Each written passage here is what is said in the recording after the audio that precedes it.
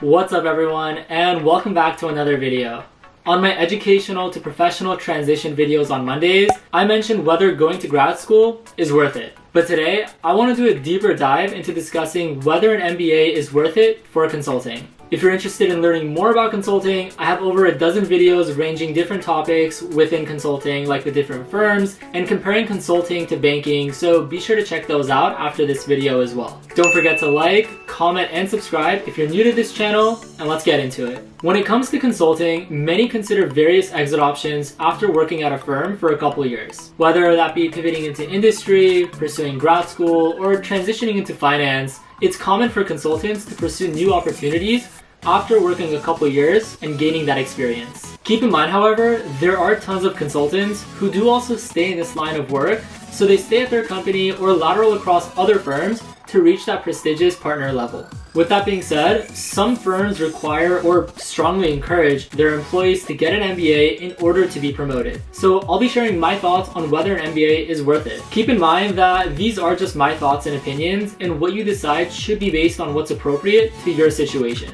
After graduating undergrad at USC, I saw tons of my friends applying to med school or law schools, and I was one of the few who didn't immediately want to pursue graduate school. There was a time when I was pre-med and wanting to pursue medicine as well, but we're not going to get into that in this video. If you'd like to learn why I chose consulting over medicine, I'll link a video in my bio below for you guys to learn more. But to be honest, I was worried that I was making a mistake. Everyone around me was going back to school and I was just working. I didn't want to go to school again for the sake of going to school because there's no point in doing that. Graduate school is meant for you to specialize in a field you want to learn more about. If your sole purpose for grad school is the prestige or the pay, then you're not doing it for the right reasons, and no matter how much you'll be making, you may not be entirely happy deep down. Now, keep in mind, there are many valid reasons many consultants do want to go to grad school though. Maybe they're interested in expanding their network by attending a top business school, or maybe they're wanting to leave consulting for a different field. Regardless, getting your MBA to go into consulting is not the best way to do it. There are cheaper and faster ways of going into consulting without requiring thousands of dollars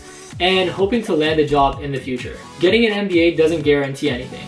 It may help, but it's entirely up to you and your efforts at the end of the day. Getting your MBA is a process. You'll be needing to study and take the GRE and GMAT, as well as score on the top 10% to get into a consulting-worthy school. Then, you'll be looking for recommendation letters, writing essays, and interviewing. So this whole process will take up a lot of time and energy, and is similar to what many go through when applying to college. I hope you're up for that. Regardless of the MBA program you choose, you're likely investing 1 to 2 years along with hundreds of thousands of dollars. You'll be paying for your tuition, but also losing your salary by attending school again and not being able to work. Therefore, the long-term benefits need to be highly advantageous for you to even consider getting your MBA again. But it wouldn't be fair to mention the cost without hitting on some of the benefits of getting an MBA as well. Getting an MBA is helpful for those who studied something more technical and are interested in developing a business foundation prior to transferring into consulting or a business-oriented profession. In addition to this, you'll be developing a strong network by meeting colleagues, alumni, and recruiters at campus events, so your chance of going into consulting recruitment is slightly improved. Going to a top business school as well helps get your foot in the door for an interview, but getting that offer is entirely up to you and the effort you put into interviewing and recruitment altogether. Another reason why consultants and professionals go back to grad school is because their companies offer a tuition reimbursement program which subsidizes a portion of their tuition in exchange for them to return and work for them for a couple more years. The material you'll be learning in your classes will help when it comes to your case interviews because you're diving into traditional business problems. But practicing one-on-one with friends or colleagues is still important and required if you're wanting to do well in consulting.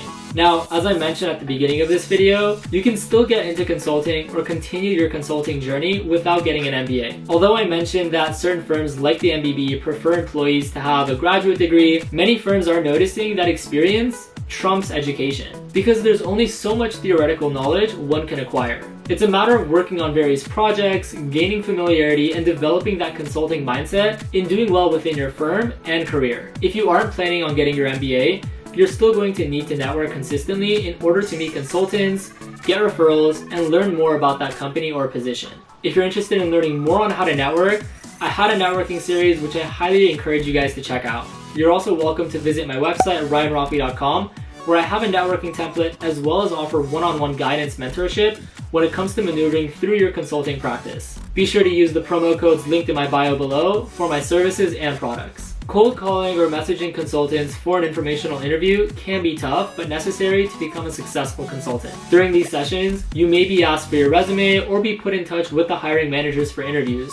So always have your resume prepared and ready to send out. Keep in mind that many applicants are filtered out during the resume review stage, so having a resume that stands out to consultants is crucial. For more resume advice, I'll link my first ever video on this channel where I share advice on writing the best resume possible. And if you make it past the resume stage and are offered an interview, then that's great. You'll have needed to spend time preparing your answers and providing quality responses to do well and now get that offer. What's important to mention is that whether you get your MBA or not, you're required to go through the same recruitment process as a non-MBA candidate. Therefore, investing the time, money, and energy for an MBA requires a lot more thought than before, since firms are beginning to transition away from requiring an MBA for more senior consultants. Keep in mind that this is only just a trend and is only starting to happen.